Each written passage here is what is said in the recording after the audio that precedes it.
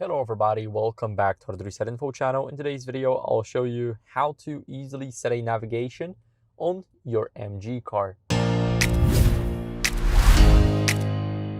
So as you guys can see, here we are, I'm in a MG S5 EV. Now, if you want to set your navigation, all you have to do is tap on the navigation right here. You want to make sure that you're not in Apple CarPlay or Android Auto. You want to go to navigation.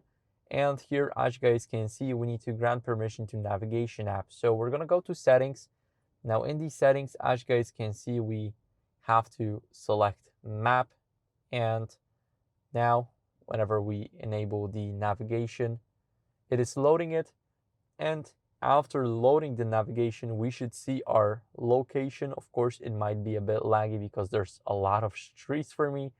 But if we want to select the let's say the navigation to, for example, some random street, we're going to set it right here. We can zoom in. We're going to click here, and now we can select where we want to go. So I'll click select, and it's calculating the route. So as you guys can see, it gave me the route. It is calculated perfectly. I have to make a U-turn. I have to turn right, and etc. Then as you guys can see, I'll just follow up on the same street, and I'll be there in 20 minutes. Now I am at 88% of charge. It tells me that I'll be at 87. Of course, you can just let go and you can zoom out even more. So I'm in this city right here. Now if I want to go, let's say here, I can just select it and it will calculate the route.